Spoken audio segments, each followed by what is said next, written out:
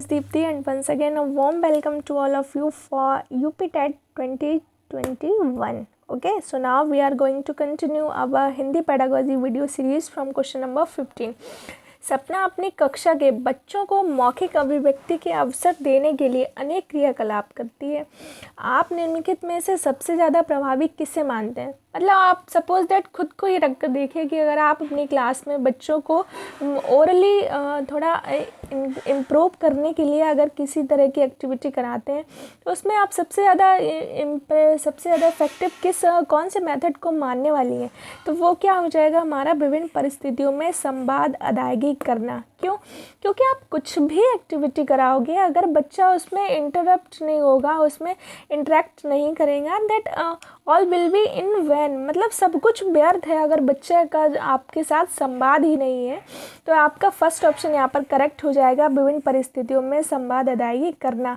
बाकी के तीनों ऑप्शन आपके कहीं पे भी एग्जिस्ट नहीं करते। देख लीजिए, शब्दों को ज़ोर ज़ोर से बोलना बिल्कुल पॉसिबल नहीं, कहानी को बोल बोल कर पढ़ना, अगर आप उसका हाव भाव नहीं होगा, कुछ आप क्वेश्चन डिस्कस नहीं करोगे तो कोई फ़ायदा ही नहीं है उस चीज़ का। और समाचार पत्र का वाचन, हम प्राइमरी लेवल की बात कर रहे हैं तो that's not possible in classroom.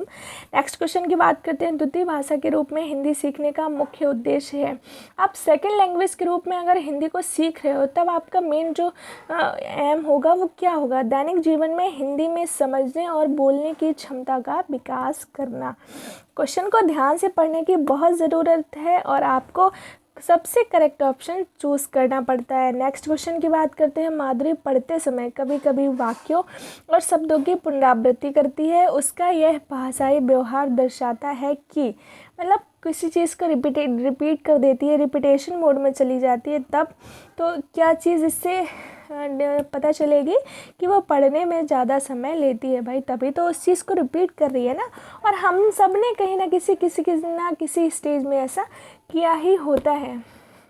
निम्नलिखित में से किस उद्देश्य के लिए प्राथमिक स्तर पर भाषा नहीं सीखी जाती? ऐसी कौन सी चीज़ है जिसके लिए हम प्राइमरी लेवल पर लैंग्वेज नहीं सीखते?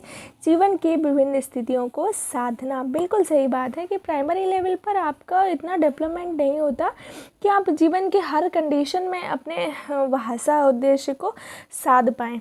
नेक्स्ट क्वेश्चन की बात करते हैं, भाषा की प्रकृति के संबंध में कौन सा कथन उचित नहीं है? तो भाषा कठोरता से व्याकरणिक नियमों का अनुसरण करती है, क्योंकि उचित नहीं है। करेक्ट ऑप्शन आपसे पूछा जा रहा है कि कौन सा ऑप्शन मैच नहीं करता। नेक्स्ट क्वेश्चन, तमिल भाषी सुहेल प्रायः भजन को भजन कहता है। भाषा के शिक्षक के रूप में आप क्या करेंगे? सुहेल को उसकी त्रुटि के लिए डांटेंगे? बिल्कुल भी नहीं। डांटना मारना सब कुछ ये वैन है। तमिल और हिंदी भाषा का तुलनात्मक अध्ययन करते हुए महाप्राण ध्वनियों से युक्त भाषिक सामग्री का प्रयोग करेंगे, क्योंकि भ और व ये प्रोनाउंसिएशन पर ही डिपेंड करता है। अदरवाइज़ आप उसको नॉर्मल लैंग्वेज में बोलोगे तो ये बोलते हुए या सुनते हुए ऐसा ही लगता है कि दोनों ही आपके लेटर जो हैं वो सेम है, लेकिन ऐसा नहीं है। तो आपको महाप्राण, अल्प प्राण, इन सब का उच्चारण जो है वो बच्चों को सिखाना पड़ेगा, और किस तरह से किस लेटर को हम क्या प्रोनाउंसिएशन देंगे तो वो सिखाना पड़ेगा। नेक्स्ट क्वेश्चन, भाषा का प्राथमिक रूप है, क्या रूप होगा सबसे पहला भाषा का? तो वो होता है हमारा सांकेतिक रूप। एक से अधिक भाषाओं का प्रयोग संज्ञानात्मक विकास में सहायक है। ठीक है। नेक्स्ट क्वेश्चन, दृष्टिबाधित बच्चों को भाषा सिखाते समय अधिक से अधिक मौखिक भाषा का प्रयोग करना चाहिए, क्योंकि उनको विजुअली वो इनेबल्ड है, उनको उसमें प्रॉब्लम है देखने में। तो आप जितना सिखा के उनको, जितना सुना के आप सीख सकते हैं वो बेहतर सीख सकते हैं। तो अधिक से अधिक मौखिक भाषा का प्रयोग करना चाहिए। उनकी कक्षा में लिखित वर्क जो है वो बहुत कम से कम रखें, वर्बली ओरली जितना आप करा सकते हो उतना कराएं। नेक्स्ट क्वेश्चन की बात करते हैं, भाषा। तो भाषा क्या है? एक नियमबद्ध व्यवस्था है। नेक्स्ट क्वेश्चन, सुलेखा ने पाठ को पढ़ाते हुए जीवन को जिंदगी पढ़ा। यह इस ओर इशारा करता है कि वह अक्षर पहचान की बजाय अर्थ को समझते हुए पढ़ रही है। मतलब जीवन और ज़िंदगी का अर्थ तो एक ही है, लेकिन क्या हो रहा है कि वो अक्षर नहीं पहचान रही कि यहाँ पे जीवन लिखा हुआ है कि ज़िंदगी, वो उसके अर्थ को समझते हुए पाठ को पढ़ते चली जा रही है। नेक्स्ट क्वेश्चन, राधिका अक्सर लड़का को लंका लड़का को लका, कमाई होने लगी को कमाई होगी, लिखना जैसी गलतियां कर बैठती है। तो ये किस ओर इशारा करता है कि राधिका के विचारों की तेज़ गति के साथ उसकी लेखनी नहीं चल पाती, मतलब उस इतना स्पीडली लिखती है कि उसको आधे अक्षर वो गायब ही कर देती है।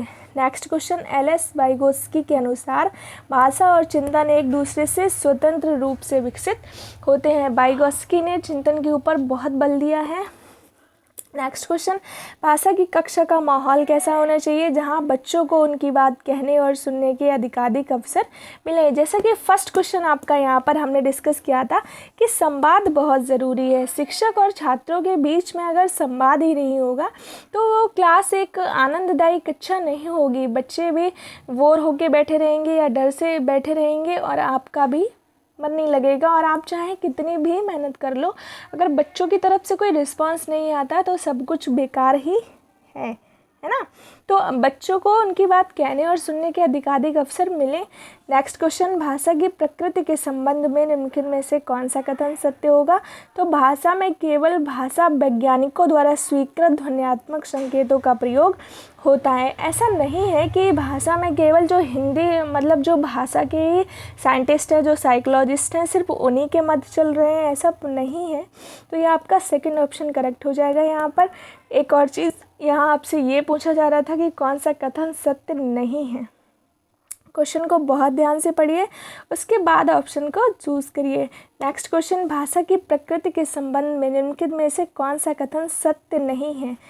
बहुत सारे क्वेश्चन पूछे जाते हैं कि कौन सा कथन सत्य नहीं है, और हमें क्या होता है, हम ये नहीं देखते कि कौन सा कथन सत्य नहीं है, हम ये देखते हैं कि कौन सा कथन सत्य, बस तो हमने सत्य वाला ढूंढा और फटाफट से टिक कर दिया, और जब आंसर की आती है तो बस मुंह खुला का खुला ही रह जाता है कि क्या सत्य और क्या सत्य नहीं है।